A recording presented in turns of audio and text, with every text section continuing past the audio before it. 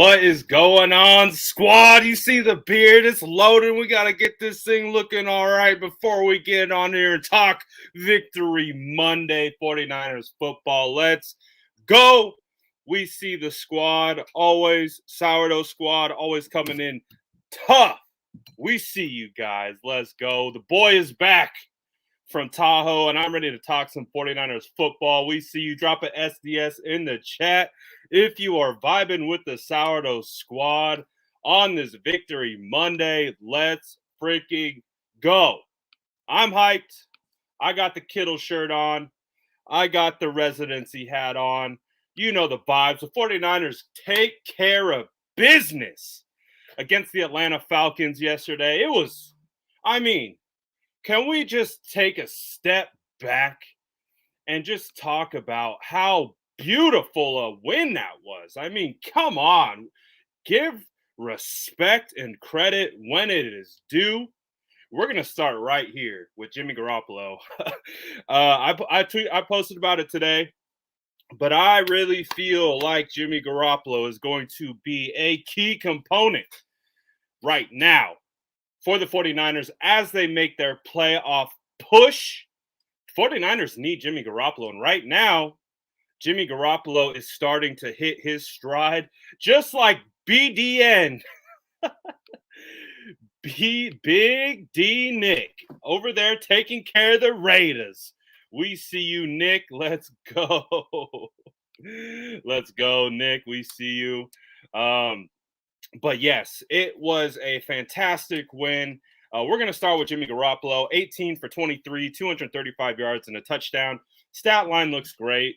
You go back and you watch some of the highlights. Highlights look good too.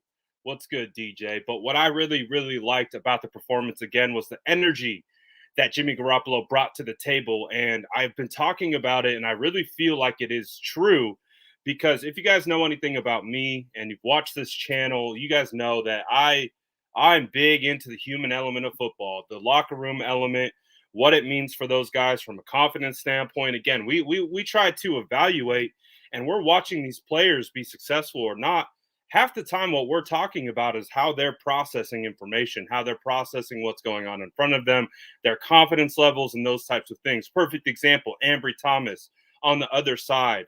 Again, 2 hard weeks in a row for the rookie cornerback, getting his two starts in a row. But I think like for a lot of what we're seeing with Ambry Thomas, you can attribute a lot of that to confidence. And so with Ambry Thomas, the hope is that confidence comes. But on the flip side, Jimmy Garoppolo, the confidence seems to be here. It seems to have arrived.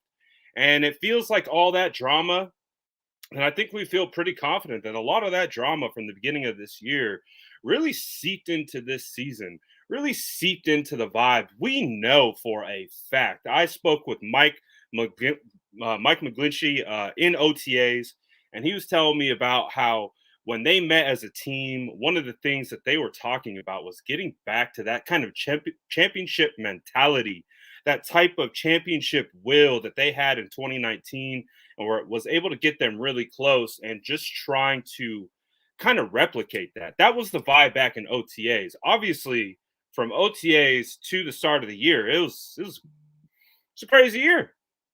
It's a crazy year. A lot of stuff happened.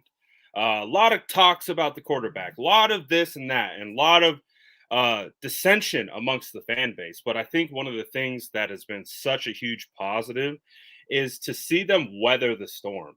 I think this is building towards something that could be very, very special. And we kind of have a front row seat, especially the people who have kind of sat there and kind of dealt with the season as it comes, game by game. You know, the losses to Seattle, the losses to the Colts, losses to Colt McCoy. Those hurt.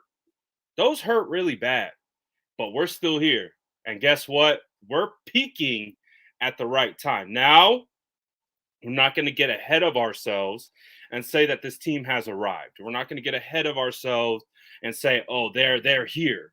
We understand that it's about stacking performances like this. We got 2. Now let's make it 3. Tennessee on a short week coming up on Thursday Night Football. The whole world's going to be watching before Christmas. Are these 49ers for real? Because you know the hype. We got guys like Adam Rank. Guys, you know it's bad when you have national media pundits like Adam Rank talking about how the 49ers are the scariest team in the NFC. Like, did you say that 2 weeks ago? No. So again, there's going to be a lot of noise. There's going to be, again, we're starting to hear the national media start to catch some wind of the 49ers, their performance, what they're capable of doing. And it's just, we're not going to buy that hype yet. We understand. We've been here for the long haul. This isn't our first rodeo. We know what this team has done in the past. Now, the last 2 weeks have been great, but again, that's why we treat each and every game from here on out as it's a one-game playoff, just one game at a time, because again, like we were talking about, we got good old Adam Rank. Look at this guy. Look at this guy. The guy who said the 49ers are going to go 3-13, ended up flipping that. They went 13-3 in 2019. But this is what he said. He said, how would 49er fans feel if I said they were the best team in the NFL? I said, nah, this is a trap. This is bait. Don't take it. Don't take it. This is bait. Again, we can't start like getting all crazy high and like big headed and start calling out teams like, oh, we got the Rams at week 18. We're going to schmop them. Tennessee's coming up. They're done. Nah, it's bait. They're trying to get us out of our rhythm. And so with this team, you know, they're kind of going to go as Jimmy goes. It's what it feels like. It really does feel like we're in a specific situation where the 49ers have an opportunity right now to make a lot of damage, but it starts with this guy. It starts with number 10. It starts with his energy, really, because we understand that Jimmy is capable. He has the ability. He can make tight window throws. He can throw very quick. His mechanics are pretty solid. Here's a perfect example of Jimmy Garoppolo being able to fit the ball into an extremely tight window. Deebo Samuel does the rest. You see him you got the mouthpiece flying out because Deebo Samuel absolutely rocking dudes. But this is a throw that Jimmy Garoppolo has made time and time again, not just in this game, but throughout the last couple weeks, throughout his career, for that matter. But we're also seeing him take shots like this. Again, at the end of the day, what it comes down to is confidence. What it comes down to is ability and belief in yourself that you can get it done. Because I think what we continue to hear from this team is that they believe in Jimmy Garoppolo. They really do. And one of the things that I really loved listening to Kyle Juszczyk talk at the podium after the game is I really liked what he said about Jimmy Garoppolo and how they were him and George Kittle and Juszczyk and Jimmy Garoppolo were sitting at breakfast having a pre-breakfast meal, whatever. And Juszczyk said that he looked to George and they just kind of looked at each other and they're like, yeah, he's in a different mindset today. He's in a different world. He's locked in. He's ready to go. And I think we saw that from the offense as a whole, because when you look at the 49ers and you looked at their performance against the Falcons, not everything was perfect, but if you looked at all 11 players across the offense, they were all hustling to the ball. What they were able to do in regards to blocking, offense, running backs, wide receivers, tight ends, fullbacks, the offensive line, everyone was blocking their tails off. And blocking is an indication of effort. It always is, especially with the skill positions. And when you see the skill positions, you got Deebo Samuel. Look at Deebo. This dude's arguably one of the best weapons in the NFL right now. And you can see him blocking 20 yards downfield for Brandon Ayuk as Brandon Ayuk is trying to get away and make some damage. Again, this team, that's the type of effort that this team kind of feeds off of. I think when we talk about what they did in 2019, what they talked about a lot was the locker room. They talked about the vibe. They talked about the energy. They talked about all that type of stuff on their way to the Super Bowl in 2019. Again, how special a year it was, all those type of things. That's what they talked about. And I think this team has kind of made this transition. Again, it was a really hard beginning of the year. However, I think things are turning for them at the right time. They were able to withstand the storm as much as they could. Obviously, they didn't get the optimal record that they wanted to start out in the first half of the year, but the second half, they've been really good, winning the last 6 out of their last 8 games. So the 49ers are trending right now in the right direction and couldn't be happening at a better time, because with 3 games left in the year, and again, in a situation where the 49ers have the opportunity to control their destiny, this is huge. This is huge, because the fact that they're just in this, they have this opportunity in front of them is one thing, but the fact that they have the opportunity in front of them while they are hitting their stride, like I know for a couple weeks we have been talking on this channel about playoffs, and every single time I mention the word playoffs, what happens? We reference, the old Jim Morris soundbite. Playoffs, like everyone's like, "What are you doing talking about playoffs? We're done." Remember, it was fire Kyle Shanahan at what point? It's trade everyone. It's get rid of everyone. This year is a great example of what being patient looks like. This is a perfect example. This year has been a perfect example of, you hear the cliche all the time. This is a marathon. This is not a sprint. And so when you treat it like a sprint, you're going to get gassed. You're going to get winded. You're going to tap out. You're going to be like, I can't finish this race. Imagine trying to sprint a marathon. It's not going to work out well. So you're seeing a lot of people, they're fatigued. They're fatigued by this year. It's been a year where they've treated it as if it's a sprint, and each time a game has lost, they're just like, oh, it really has thrown off a lot of people. But the fact of the matter is, the 49ers are now currently sitting in the 6th seed above the Saints.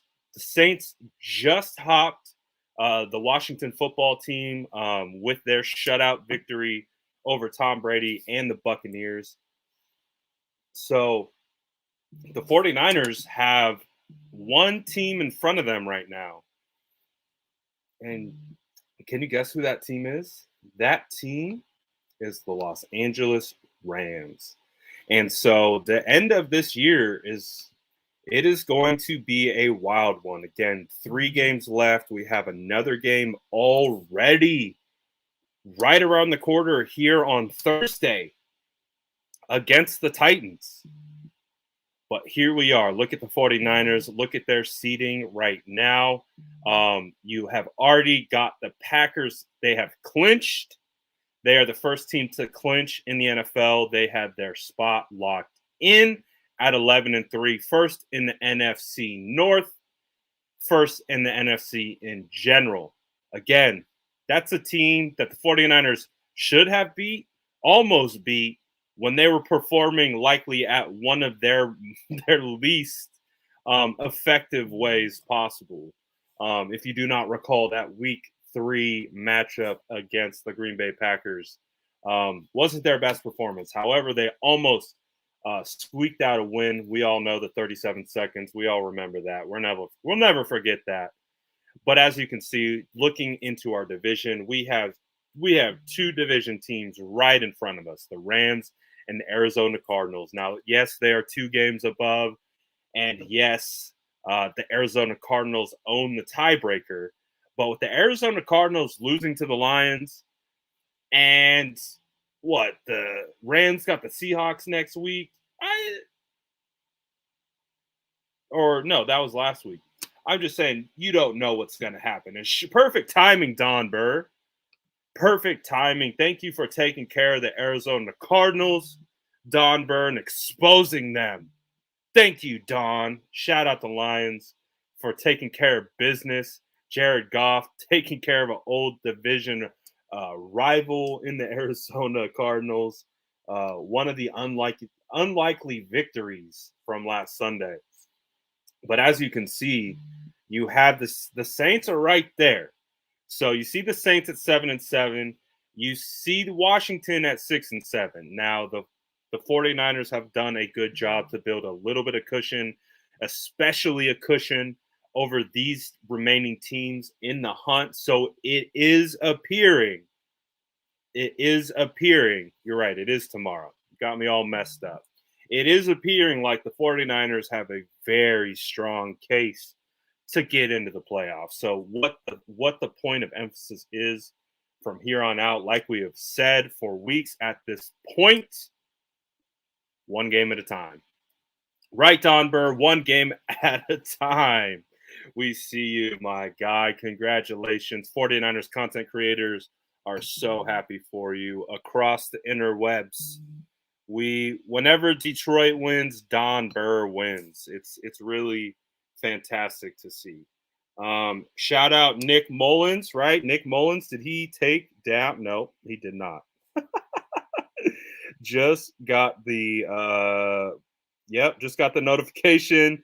Raiders kicked the game-winning field goal and spoiled the Nick Mullins primetime comeback story. Man, we could have used another one of those. I could have used another one of those clutch Nick Mullins primetime victories. But it is what it is, man. Raiders almost went down to Nick Mullins. Almost. So close. So close. But overall, man, you can see the 49ers control their destiny. They're right in this. And it's going to be a great situation because the 49ers, like we've talked about, are playing at a great, it's just not a great level, but a great sense. Like there's a sense of urgency, the sense of energy amongst this team right now that I feel is pretty legit, like because I think we can all relate, whether it's as a fan, whether it's whatever.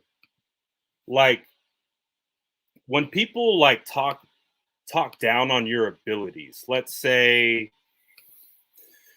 we live in a social media era where everyone has a comment for everything. Every troll is looking for an extra like on a comment, so they're going to come out cutting deep as possible to get that extra little recognition from their comments. So people will come out and say some pretty crappy things, and I'm sure a bunch of you guys have experienced that. And it's essentially like, let's say you had a take and you were strong on that take and no one agreed with you and they just ragdolled you nonstop for months about your take, and you're just like, nope, I'm strong with my take. This is it. This is how it's going to be. And as your take continues to progress, it proves to be right. And then at the end, you were right and you were doing it. You're going to feel a sense of victory. You're going to feel a sense of pride and belief in yourself. Well, this team has been believing in Jimmy Garoppolo, that locker room, those leaders, Trent Williams, Kyle Juszczyk, George Kittle, you name them, anyone, Fred Warner, anyone on that team has continuously had Jimmy Garoppolo's back. And to see Jimmy start to kind of blossom, if you will, again, because I still think Jimmy has a level to unlock of his ability when it comes to processing and mental capacity and all those types of things. But when you're starting to see it, I think that the team really feeds off of it. Because again, these guys are going to war for that guy too. And so when they see him come to the table with the energy that he had, I think they just absolutely feed off of it. And you got the outcome that you saw, the 49. And again, this is defense too. Defense was balling. I really thought it was a good performance. And again, it shows me a glimpse into the future, because if this team can keep performing like this, because again, it did not start out good, right? We're going to get into the game now and start to kind of pick it apart. It did not start out good. It started out instantly with the turnover. And we understand when the 49ers are turning over the football, it doesn't likely lend itself to the most ideal outcome for them, especially something that early and kind of like weird like that with the Jermichael Hasty fumble, like right on the opening kickoff. Like it had the sense of like, oh God. Like, right when that play happened, I think I'm not alone in saying like, oh no, here goes those Niners again. Like we're trying to preface what this team is, what their identity is, who they are, who they've been, what they're becoming. This team is evolving right in front of our eyes. And I think it's important to be able to identify that and speak to it, because that's what teams do. Teams do not stay stagnant. They're either getting better or they decrease. That's why there are teams like the Panthers, who, sorry, I'll try to stop saying like, my apologies. But there are teams like the Panthers who started out 3-0 and then they have just completely fallen off a cliff. A lot of that has to do with the quarterback play, but it doesn't matter. A lot of teams start out hot and then they go down. A lot of teams start out flat and then they go up. So we just have to keep making sure that this team is on a trajectory, that they keep ascending. And it feels like that's exactly what they're doing. You know what I mean? Like, you know what I mean? I'm going to keep saying like for you, backwoods bully, just for my boy. We're going to keep the likes up in here all day long. You feel me? But overall, like, speaking of like, let's go. Let's go. Speaking of like, smash that like button to this video. Shout out Backyard Bully for the easy transition. If you are watching the content, you are enjoying it, please go ahead and smash this like button, just like Backwoods Bully. We appreciate you, my boy, for the reminder. Thank you so much, because this is Victory Monday, and just like Jimmy Garoppolo, I'm unflappable right now. I could say like as many times as I want. I really don't care, because I'm very, what's the word? You know, it's confidence. It's just a lot of optimism. Because one of the things that when we evaluate this team throughout the year, we talk a lot about energy. We talk about vibe and just how it's been disjointed. And so it feels like it's coming to fruition, and it feels like it's really coming together, like we keep talking about, like at the same time. But one of the things that I do want to spend some time on is I do. Chat is undefeated. We see you, Sourdough Squad. One of the things that I do want to spend time on, obviously, is the offensive line. No, let me get back on track. I'm on straight squirrel mode right now. Shout out all my guys in the chat. Got me on straight squirrel mode. Back to what I was talking about with the fumbles starting out and the way that it seemingly felt like it was going to be a situation where it was like, oh no, here we go again. The 49ers defense came out in a situation where the Falcons had like every opportunity to score right away. Like, and it was just like, oh my goodness, the 49ers are going to start this game immediately in a hole, 7-0. I was like, I tweeted it. I shot it out in the Twitterverse. I said, what did I say? Something like, this is the worst possible way that the 49ers could have started this game. Something along those lines. It's one of those situations where it's like, man, this couldn't be I couldn't have imagined any worse way to start the game. Again, I mean, can you? Fumbling on the opening kickoff, giving the opponent the ball with, in the red zone, ready to go, but the defense just came out and would not be denied.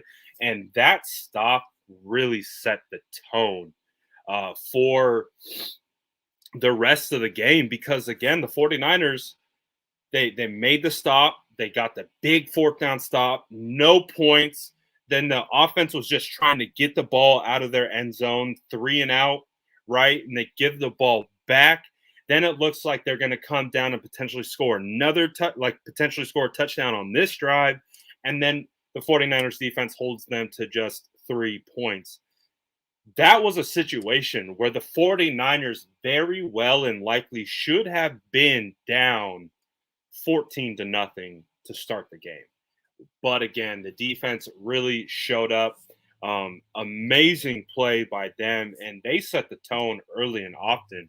One of the reasons why I said D'Amico Ryans is probably the defensive MVP for this year, because we understand that when there is so much roster turnover with injury, again, both starting cornerbacks have been injured.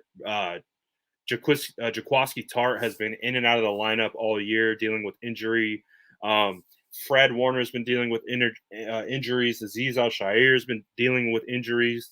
They lost Kinlaw and Mo Hurst even before they had him. D Ford, they lost him even before he had him. That's a lot of key contributors to a defense that you had a plan that you built in the offseason, and you said, this is how I envision the team to look using these key components, and you didn't even have them before your season started. So D'Amico Ryans, his performance, the way he's called these last 2 games, and again, you can see the scheme. You can see how he's manipulating schemes, setting things up, the way that him and Chris Kursek are able to generate pass rush with this defensive line, something that was looking a little sketchy in the middle of the year. When we looked at the defensive line, it was like, we had like Contavious Street in there. Kevin Givens was doing okay at the time. We didn't have Jordan Willis back. Arden Key was still finding his rhythm. We didn't have Charles Omenihu. It just felt like our D-line wasn't really in sync. But now, with the emergence of Arden Key, you bring in Charles Omenihu, Eric Armstead shifts back down into the interior. I think these guys are starting to find a rhythm on that defensive line. And you have to tip your cap to the coaching staff, D'Amico Ryans and Chris Kursek, for being able to find a rotation that works and that can generate pressure. Because, again, if I'm going to pat myself on the back a little bit, because one of the keys to the game for me on the pregame show heading into the Falcons game was what interior pressure from the defensive line, specifically starting with Arden Key. I felt like it was going to be a big Arden Key game. Again, we looked at the guards that they had. We've looked at the rotation that Chris Kursek has been putting out there in pass rushing situations. And we said, well, what's the best way to get Matt Ryan off his spot, uncomfortable, making sure that, we protect our guys on the edges, those being our cornerbacks, Ambry Thomas and Josh Norman. We get after the quarterback and we make Matt Ryan feel uncomfortable because Matt Ryan is a good quarterback.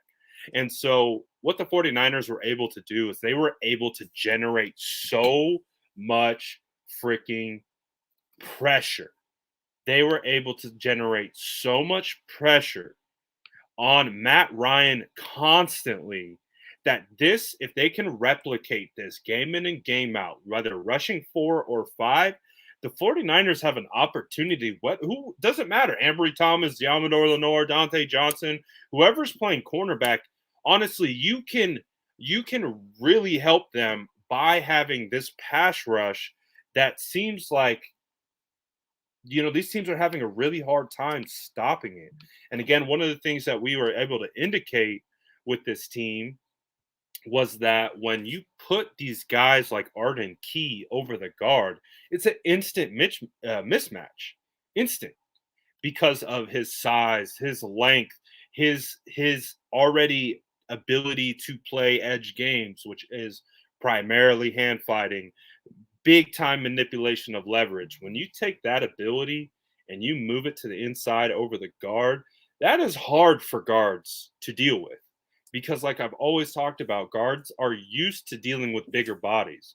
We're used to being able to keep guys in front of us and mirror them and do all those kinds of things.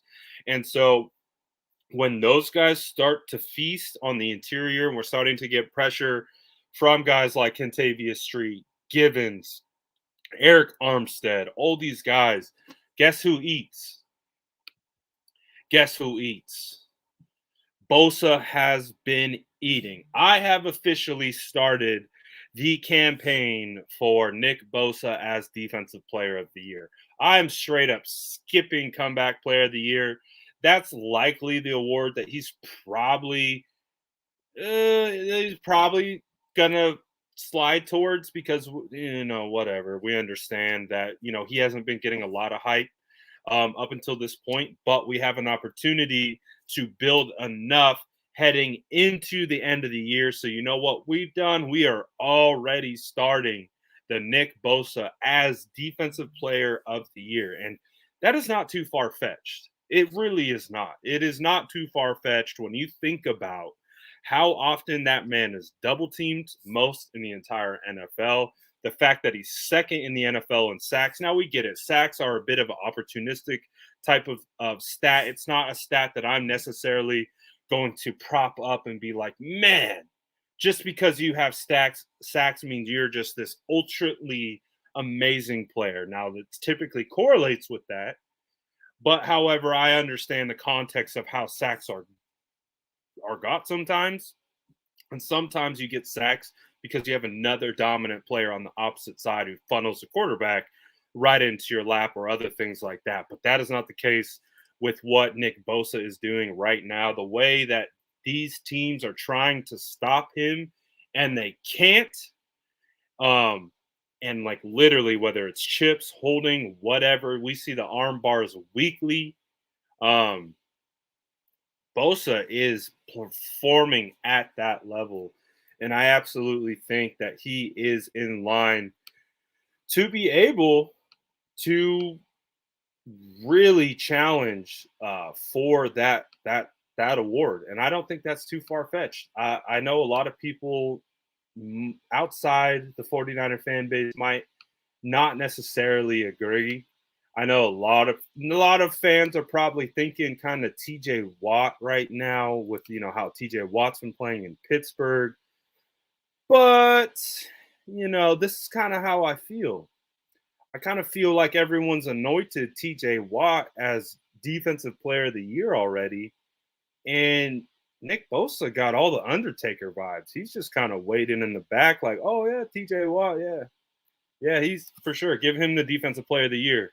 Meanwhile, Nick Bosa continues to just stack production on top of production, whether it's sacks, tackle for losses, QB hits.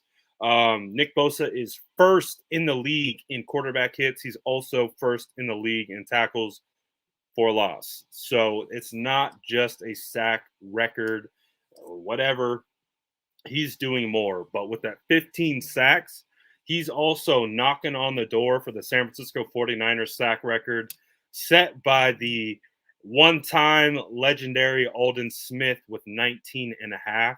So Nick Bosa is there, and we know Nick Bosa is capable of putting together many multiple sack games, sack game type games and production. So he could absolutely hit it. I think one of the other things that's important when talking about Nick Bosa, talking about his potential to win Defensive Player of the Year, I think it's important to talk about the timing of the production, of the sacks, of the forced fumbles, of the TFLs, all those things. A lot of them are coming in the fourth quarter. A lot of them are coming in overtime like we've seen before. So timing matters. So I just think Nick Bosa is on a track. He's on the track for Defensive Player of the Year. And if you can stack three more games, potentially 2 multi-sack games or big plays and big time moments, I think there is a possibility that Nick Bosa could potentially sneak away with the Defensive Player of the Year. I really think he could. He's playing that well, and it also helps too if the 49ers are performing together as a whole, they're winning these games and they're, again, ascending, becoming hot at the right time. If this team continues to get hot at the right time, again, a big win on national television against the Tennessee Titans. If Nick Bosa comes away with 2 sacks or some crazy Nick Bosa type plays on national television, when every GM, when every media pundit, when every NFL fan is getting ready, they're wrapping their Christmas presents, they're getting ready for the holidays, and they sit down to watch 49ers versus Titans, and you see Nick Bosa going off on your television, that defensive player of the year will be very real in about 4 days. So a lot of people look at it as hype right now. A lot of people look at it as like, man, whatever. You're just wait 4 days. If Nick Bosa puts on a show Thursday Night Football against the Titans, get ready because the whole world is going to be talking about Nick Bosa that Friday morning. So we're going to start the hype now. You know the vibes. We're hype beasts, so we keep the hype rolling. But overall, Nick Bosa has been phenomenal. Again, here's another idea of what Nick Bosa is doing. Nick Bosa has the most quarterback pressures over the last 5 weeks. Nick Bosa has 31, again, amidst being held like literally on every play. And then you got Micah Parsons. However, we're going to take a break from scheduled programming to shout out Micah Parsons, the way he's playing for the Cowboys. I know we don't like the Cowboys. However, we like individual players, and Micah Parsons is having a phenomenal year. Like, if Micah Parsons potentially wins Defensive Player of the Year as a rookie, I would tip my cap to the young kid. I think he's playing really well, and the way he's playing, multiple positions. I mean, let's keep it a buck. Micah Parsons is playing really, really good this year. So, like I said, though, it's not out of the range of outcomes that Nick Bosa balls out on Thursday Night Football, and we're talking about Nick Bosa as Defensive Player of the Year. But Jeff Deeney from PFF, who covers the 49ers, put out this stat, and I wanted to bring it up. He was talking about how the 49ers had their best pass rushing performance of the season by far. They had Matt Ryan under pressure on 25 of his 39 dropbacks. That's 64.1% being in pressure. That's crazy. And I was talking about earlier, Samson got a sack as well. But the way these guys are starting to get after the quarterback, the way they're finding this rotation and how they're working these guys in and when, we're starting to see it come together. And again, it was something that didn't come together right away because they had so many injuries. But I think as of now, we're starting to see it come together. And again, if the 49ers offense picks it up and they're playing with leads, that's going to give the 49ers defensive line even more opportunities to drop their hair back and get after the passer. So, again, the more we see the 49ers offense work, the more we're going to see more production out of our pass rushers because we're going to be forcing opposing offenses into really crappy situations where they're going to have to score. If they can keep holding them to 3rd and longs, then they can just get after and run them stunts, running games on that D-line. They're doing a pretty damn good job. So obviously the defensive line has been doing a really, really solid job. I think we got a couple plays here. This one is the Arden Key sack. This is where you kind of got basically looks like a coverage sack. Matt Ryan's trying to get around, trying to flush around. Arden Key finally gets home. This is the one that should have been a sack that called for a penalty. This play specifically turned into a situation that is going to be a point of emphasis. It's going to be a point of emphasis. But I think everyone around the league would agree. I think most fans would agree. What is the guy supposed to do in this situation? Gets off a block, gets his guy. Like, I mean, what are we supposed to do here? Are we supposed to chest bump him? Are we just supposed to, like, chest bump the quarterback and hope he falls down. Like, it's just you're putting guys in an impossible spot. Again, I'm assuming the refs understand the laws of physics, right? I think physics and geometry are huge in football. Angles, all that type of all leverage, all those type of things are like a huge part of what football is. So the fact that like this kind of play happens in real time and they're still calling it, like, this is obviously a bad call. We know what it led to. It led to an instant touchdown to Russell Gage over Ambry Thomas. But again, you see them getting after it. The common theme here is Matt Ryan is uncomfortable. Look at these guys all over the place. There are guys everywhere. Who's that? That's Samson Ebukam grabbing at him. You have Fred Warner coming in here. You got big Eric Armstead. There's dudes all look at you got Bosa clawing at his heels. You got guys going everywhere after this quarterback, man.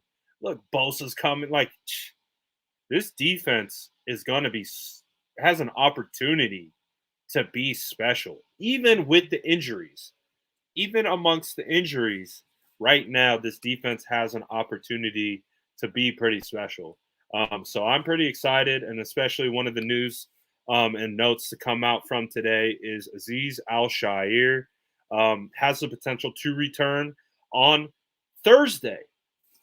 It's a short week. He's going to be a game time decision up until this point, but the 49ers potentially are going to get Azeez Al-Shaair back. Oh my goodness. If the 49ers get Azeez Al-Shaair back, that is going to be absolutely huge for what they need to do to try to get a dub here. That's going to be massively huge. Running back Elijah Mitchell potentially has a chance to return against the Titans. However, he's dealing with some knee swelling. So Elijah Mitchell could potentially not be available. We understand. He's through concussion protocol. However, he's dealing with some issues with his knee. I'm of the mindset, let's maybe rest Elijah this game. Let's it's a short week. If his knee still is like he probably could go, but you could rest him.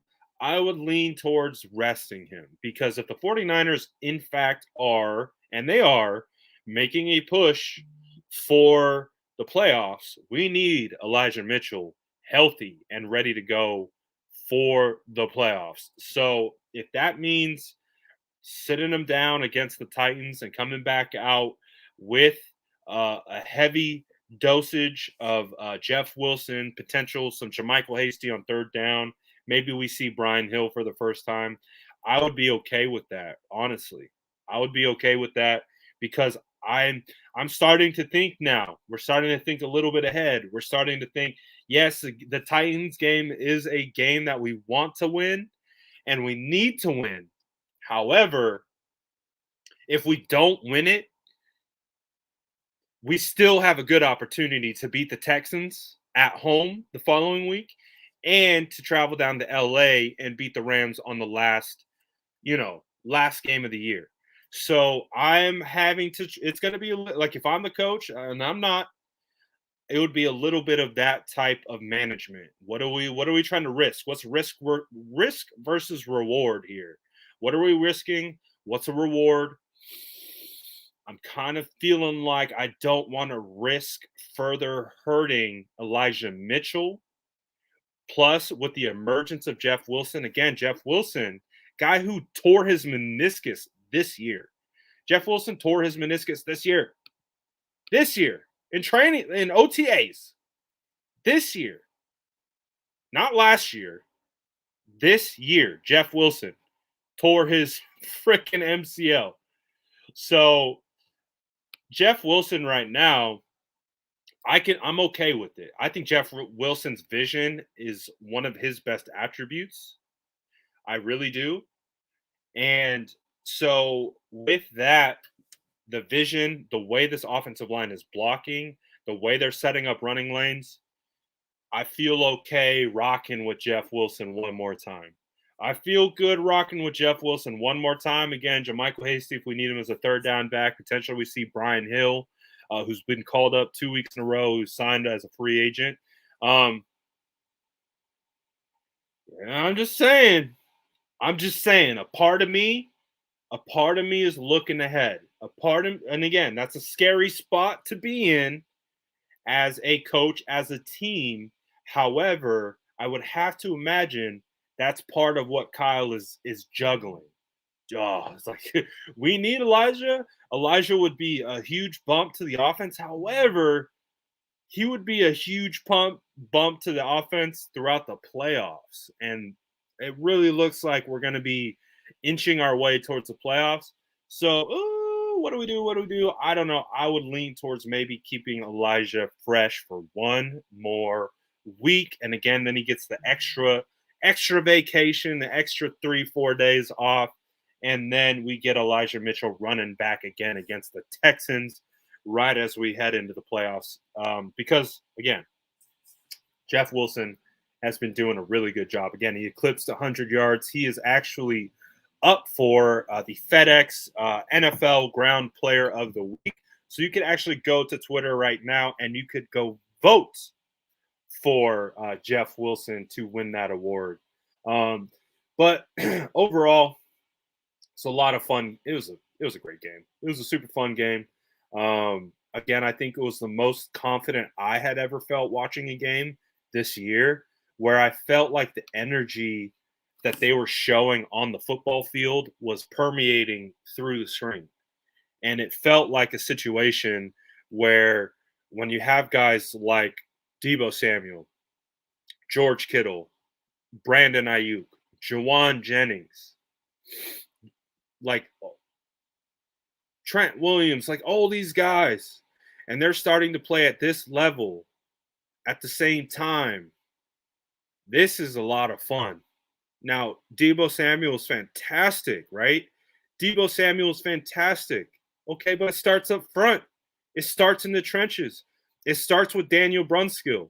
Watch Daniel Brunskill get Deion Jones on his tush. Look at Brunskill pulling. Brunskill is one of the most underrated pulling guards in the NFL. He has to be. I want to see the stats. Someone show me the stats of what the run plays look like when they're running behind a pulling Daniel Brunskill, because I'm sure some people would be surprised. I'm sure they would by the amount of production that this team has produced when pulling Daniel Brunskill. He is underrated. And again, this is a perfect example. He just sends Deion Jordan flying. Goodbye. And what do? Deebo runs right off his hip. Shout out to George Kittle. Again, this is a counter. This is old school power football. They love running counter. They love running counter with the guard and the tight end. They love it. They freaking love it. And I love it too, because it garners these types of results. Look at what you get when you get George Kittle pulling up the hole, going to the second level, putting his hat on number 54, trying to aim for that left side, that left outside shoulder, gets the punch just enough. And then Deebo adds the explosive nature behind it. And look at Brandon Ayuk. Brandon Ayuk is just in good enough position to keep the leverage from the defensive back away from Deebo Samuel and having the ability to come downfield. I mean, this is it. This is it. You got two guys out there blocking and those two guys that are blocking are just as explosive as the guy running the football for the touchdown. There's so many wrinkles that you can run off of this. When your team is performing like this, like the playbook just goes like this. It just opens up. The things that you can do, the counters that you can build off of this, the things that you can put on tape for next week. This is where like when you start performing at a level where you're so confident in what you can do, we can start scheming for the Rams. Like we can start putting things on tape, understanding that the Rams are going to watch it. They're going to study it. Like, but that's galaxy brain. That's galaxy brain football. You can only galaxy brain football when you're in a position to take care of the opponents in front of you. So with what we're seeing, with the comfortability of the offense, with the play calling, with like, remember the play calling in the beginning of the year? We were like, what is happening? Why are they calling that play? Why did they call this play? Make it make sense. We didn't understand. There is just a disjointed nature to the offense. They feel good, man. They feel good. It feels like they're gelling at the right time. The blockers are insane. Again, we're gonna show really quickly. Good old Trent Williams. Good old Trent Williams. Look at this block by Trent. Dude just completely demolishes that defensive tackle. Kyle Juszczyk runs right off his hip. You see the way he just completely clears out that front side of a run, and then you get the block. I mean, goodness gracious. Goodness gracious, Trent. That man has a family. Come on. That man has a family. That man has a family. But it's been a blast. I mean, we got more of this. We got more. So we have a game going on Instagram. I started this last week when it was originally just the Bengals photo. Shout out John Chapman. He took that Bengals photo. Shout out Lydia on Twitter. She photoshopped the Saints image. And then I think Johnny Volk, who runs 49ers Social, pulled that photo. And what we did last week is we just had the Bengals photo and we just had the Saints photo. And I was like, only one of these images is real, the other is Photoshop. People didn't know which one was real and which one was Photoshop. Spoiler alert, the Saints photo is the Photoshopped one. But again, it's just hilarious because we got another play this week against the Falcons where it took the entire Falcons defense to bring down George Kittle. So it's just, this team's a lot of fun, man. When the 49ers start playing like this type of content starts coming out, this is when we're hitting our stride and we're hitting a good point of the year because it's been a lot of fun. Of course, shout out Laken Tomlinson, Victory Donuts. I don't know if you guys have seen this yet, but so Laken has explained this. He eats really clean throughout the week. And so when he's eating clean throughout the week, what he has is if they win the game, he has the equipment staff will leave him Victory Donuts. And I think this is the most offensive lineman thing I've ever seen. It's my favorite, one of my favorite things in the entire world. If you don't know about it, you're welcome. But Victory Donuts are a thing for Laken Tomlinson. So if Laken Tomlinson gets that, if we get a W, just know Laken Tomlinson is feasting on some donuts after the dub. This has been something he's done for a couple years now. So it's just fun to watch. It's fun to see him get a little bit more traction on it. It's all good, fun stuff. But I'm going to open up the floor to you guys. If you guys want to ask any questions, if you guys want to talk about someone specific, you want to talk about the Titans, let me know. Drop a question in the chat. I'm going to kind of leave it up to you guys to see if there's anything specifically. Oh, I'm sorry. I missed the super chat way earlier. Let me get to it. My guy, I apologize. I saw you. I meant to get to it. I was like in a deep rant about what was I talking about? Defensive line, I think. But I do want to get to you here. Let's see. Titan Party 808 says, how would you solve the special teams issue? And so I'm going to assume the special teams issue is a returner issue. I'm not specifically positive to exactly what the issues are because I think we've seen a bunch of different things. Because I think if you look at the miscue against Seattle in week 13, I would say I would say that was a schematic thing, a preparedness thing.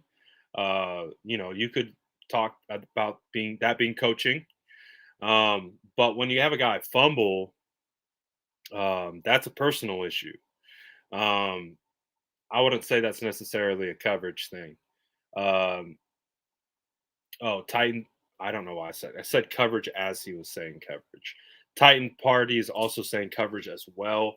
So I've talked about this a lot. I think it's an underrated aspect of special teams that a lot of people don't really take into account is that when your team is hurt, all those people that you had envisioned as being your key special teamer or your number one gunner, your number one returner, things change throughout the year that affects personnel.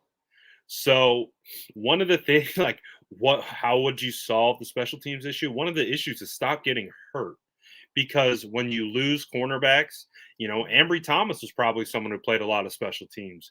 He's probably not going to play a lot of special teams anymore because he's now starting at cornerback. Guys like Flanagan Fowles, who are typically key special teamers, Marcel Harris, key special teamers, when they're moved into starting roles, then that forces guys that haven't been around, haven't been priming or been available to be the special teams starters, forced into that position.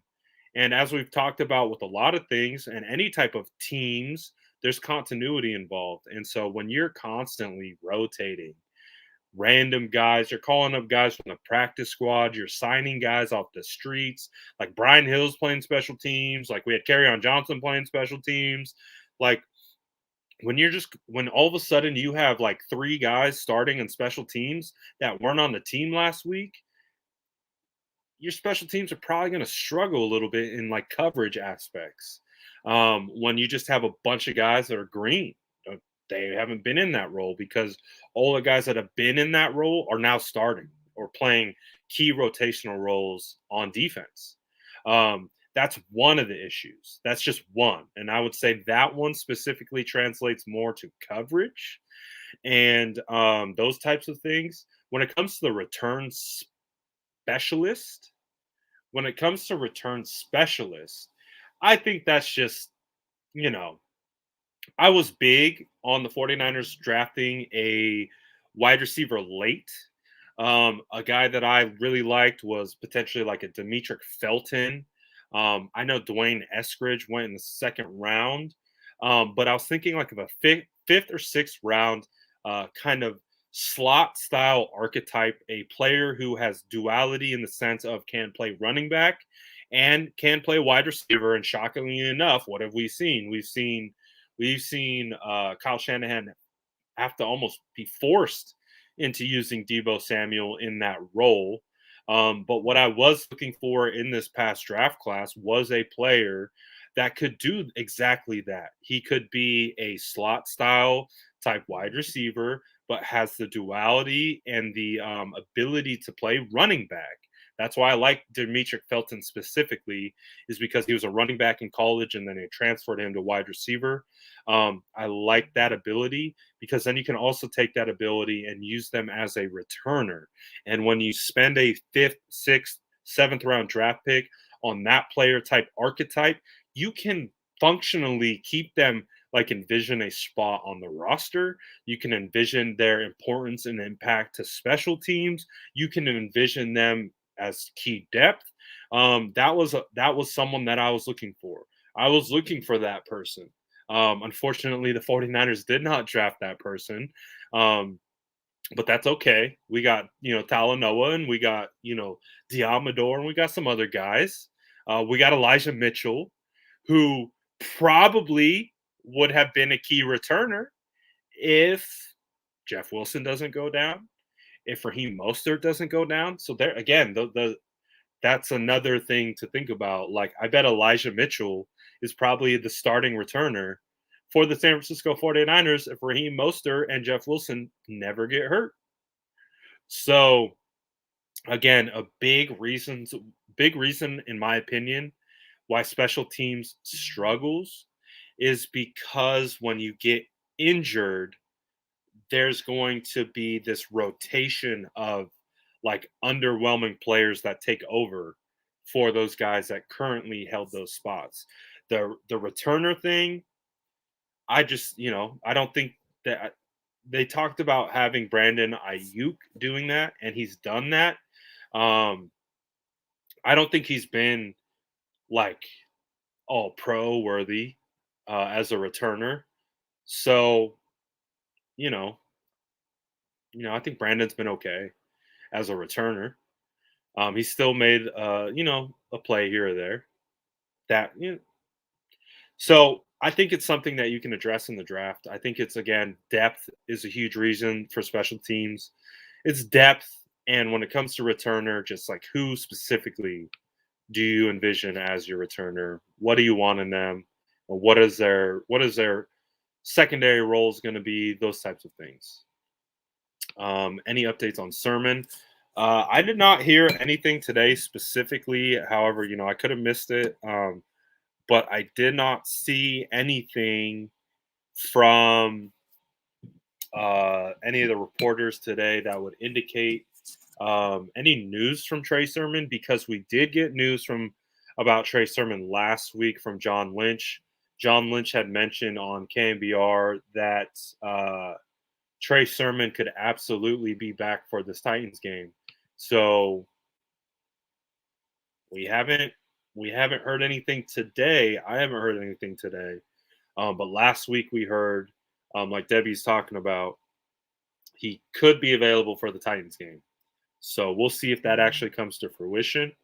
But we'll, even if, Sermon does come back, they had him playing on special teams. Hey, there's another special teams guy that we were talking about who, gets hurt and has to be replaced by someone else. So Trey Sermon could be back and all that stuff. But you're thinking of Trey songs, my guy. You're thinking about good old Trey songs. He said, Trey Sermon, the rapper who sang Just Like Music. I don't know if that is even a Trey song, but I'm thinking of Trey songs, not Trey Sermon. Talk about the roughing the quarterback call. We talked about it a little bit earlier, but it was just a bad call. It's just a really bad call. It's just a bad call. We talked about it. We kind of watched it. It's the physics things. It's like he literally disengaged from a blocker and tackled Matt Ryan. Like, what are you supposed to do? Are you supposed to chest bump him? Like, how do you tackle someone? How do you tackle a quarterback in that situation? I think everyone agrees it was just a terrible call. And the fact that it led to this play where Dolomite saying Ambry Thomas went up against an incredible athlete yesterday.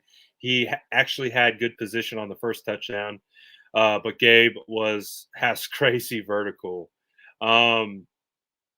Yeah, I agree. Yeah, we'll talk about this. This is a great transition. James once says, "Can we talk about Ambry Thomas not playing a terrible game?" We can absolutely talk about Ambry Thomas not playing a terrible game. Again, a lot of people get hyper focused on the outcome. And if we focused only on the outcome, it wasn't great. Ambry Thomas he gave up a touchdown. He gave up a touchdown right off that sack. That was a poor call, but just like the NFL, we understand that's how quickly momentum swings and shifts in the NFL. And with Ambry Thomas, I actually thought it was the best I've seen from him. I thought it was the best I've seen Ambry Thomas. Now, that's going back to training camp, where Ambry Thomas was not being very successful. He was getting burnt a lot, in training camp, preseason. It was looking like a tough go for the third round draft pick. But however, we're able to contextualize the fact that Ambry Thomas didn't play football in 2020. The first time he had played football was at the Senior Bowl. I got to watch Ambry Thomas in person at the Senior Bowl. Didn't really pop out to me as anything special then. However, the 49ers saw something. They saw the traits, they saw the intangibles. I think they saw the human being as well. And they took him in the third round. Now, I think the the important thing to remember here is that this is a guy playing his second start.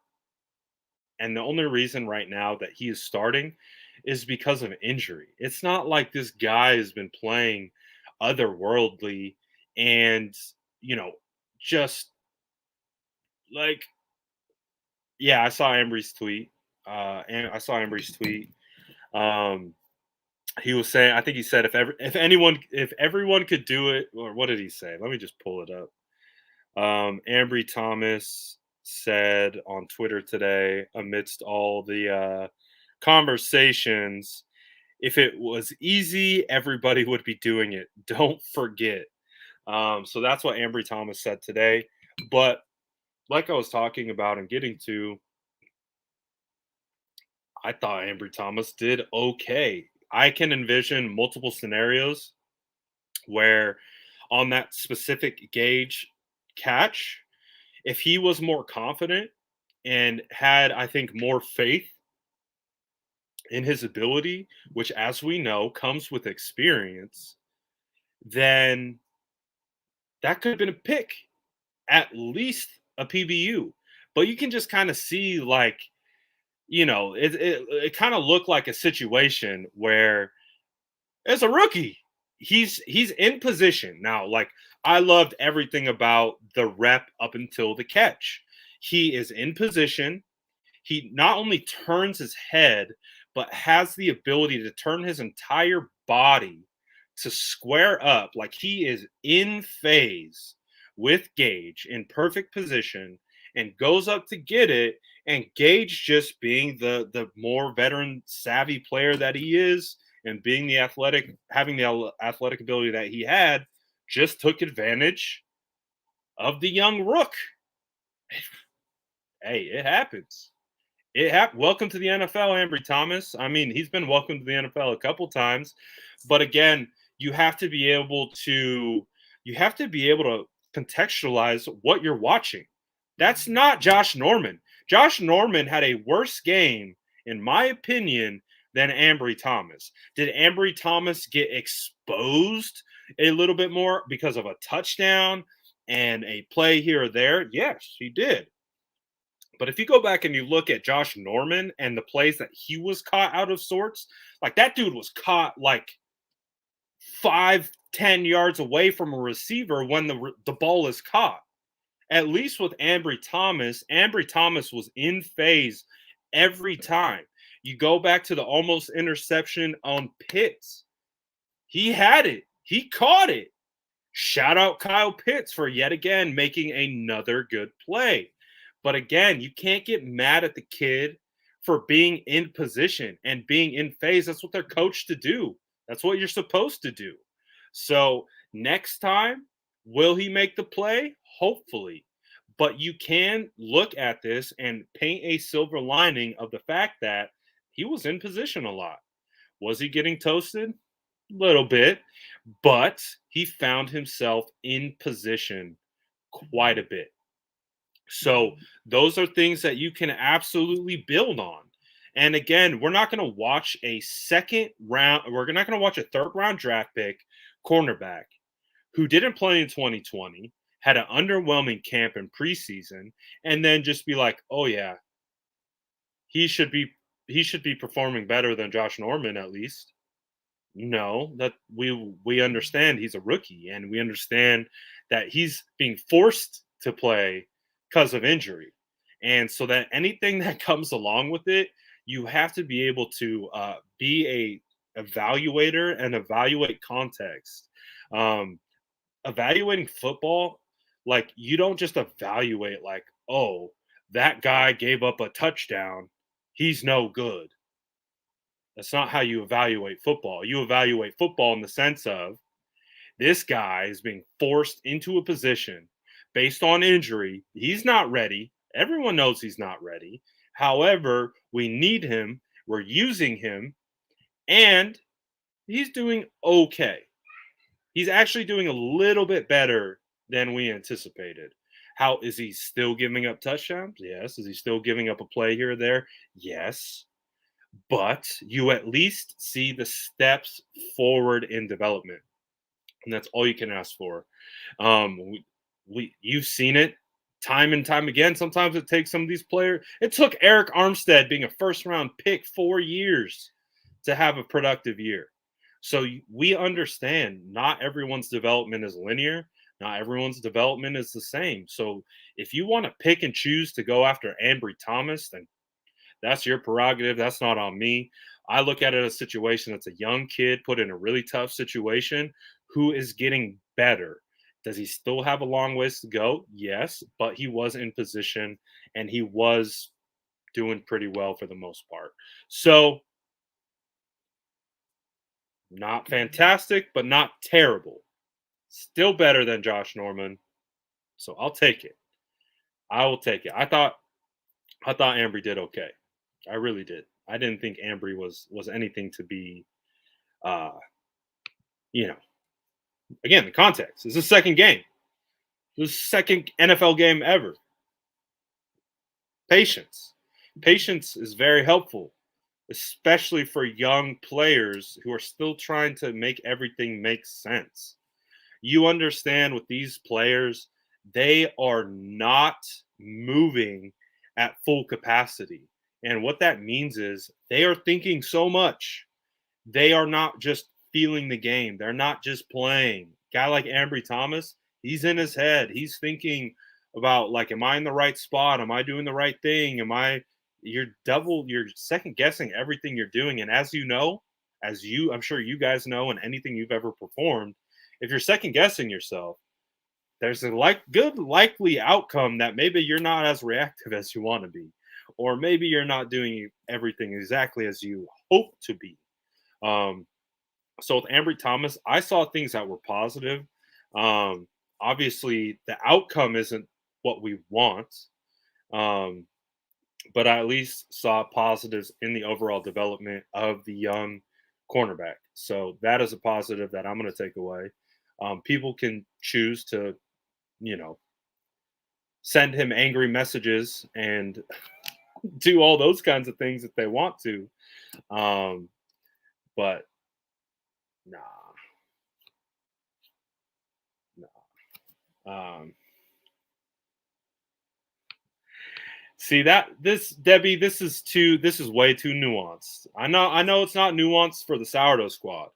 I know it's not nuanced for the sourdough squad, but that's why they call it, that's why they're called fans. That's why we're called fans, fanatics. We're, you know, we bleed red and gold, right? So sometimes when you are so passionate about something, you don't really rationalize the information. You just react emotionally because that's what you believe, right? Happens in everything, not just sports. Um, so it is what it is. Thomas is better than Spoon and Dante Johnson. I thought Spoon was pretty good. Spoon just had he's same thing, development stuff. Development stuff with Spoon. So overall though, it was a good game. A lot of positives to take away.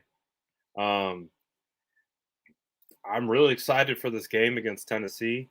It definitely was a game that, when it first came out on the schedule, is one of the first ones that like popped out at you, and you're like, oh, this is going to be a really tough game. This is going to be really difficult. So thankfully, the 49ers are moving and going into this game at Tennessee off 2 wins in a row. And not just wins, but like the type of wins they needed, like the type of wins that galvanize locker rooms, the type of wins that build confidence in locker rooms. Like these types of wins that they put together in the last 2 weeks, especially coming off that disgusting loss to Seattle. I think it was a reality check that they needed. I think it was going to be a reality check that they needed. Yeah, we'll be doing so I think I found the rhythm. Like we've done in the year, I've done kind of the game, like live game chats. However, I'm posting on Facebook, Twitter, and YouTube other content, and I've realized that if I do the live chat, I can't. The live chat suffers because I'm posting, and my posting suffers because I'm doing the live chat. If that makes sense. So I think the cadence that we're finding out that I can kind of manage everything is pregame show, halftime show, postgame show. Um, so I think that's going to be it for at least the rest of the year. So the live chats have been hella fun, but I think just I realized that by taking the break, I'm getting better content and being able to watch the game. All those kinds of things come into play. So that's kind of how we're going to do it the rest of the year. We're going to keep doing our pregame shows, halftime shows, and postgame shows after the game. So we will be doing that on Thursday as well. So it's still a lot of fun. It's still a lot of fun. Hopefully next year maybe we can get a little bit better at delegating some of the tasks because got some big plans for next year. So all kinds of stuff going on. Squirrel King is here, man. I got squirrels everywhere. Like it's insane. Like I just can't. There's so many things. So we're gonna try to stay on track. Excited to come back. I think I'm gonna have Jordan Elliott on tomorrow. So Jordan Elliott from Niners Nation, who writes for Niners Nation. I think he's gonna join me tomorrow, probably around 1:30. You're right. You're right. I gotta do it. You're right. I gotta do it. If you are interested in the residency hat, you know the vibes. Go to residency.com, use the promo code SF9ers. If you want the lucky white hat, though, and you want 35% off the lucky white hat, you use this specific promo code on this hat. Oh, where it is? There it is. On the white residency hat, that gets you 35% off. You know the dang vibes. We got to do our work. So both those promo codes help you get discounts off your orders. Again, the SF Niners promo code works off any product. This specific promo code works on the white hat and gets you 35% off and free shipping. All that good stuff. So it's a bit of a weird week. It's a bit of a weird week. Obviously, we typically have all 5 days to kind of break down the tape, bring on guests, um, do all that kind of stuff. But everything is going to be compact into a very tight window. Obviously, with the 49ers, um, playing on Thursday, so it's going to be kind of wild with the content, so it's going to be interesting. Obviously the holidays are coming, rapidly approaching, so hopefully all you guys out there have got your Christmas shopping taken care of. Don't let it sneak up on you like it snuck up on me yet again. So I need to take care of business. I know some of you need to take care of business, but we'll be back again with lives throughout the week. We'll be back tomorrow. Might be doubling up on lives. We'll figure it out. But stay tuned for content. If you are a subscriber, you're a Sourdough Squad member, we always appreciate you guys. Of course, liking the video helps us a ton. If you aren't and you're new here, shoot us a sub and all that good stuff. It really, really helps us, and we really do appreciate it. But until then, I will see you guys likely tomorrow, and we're gonna do it all again, and obviously with a lot more fun stuff to talk about. So until then.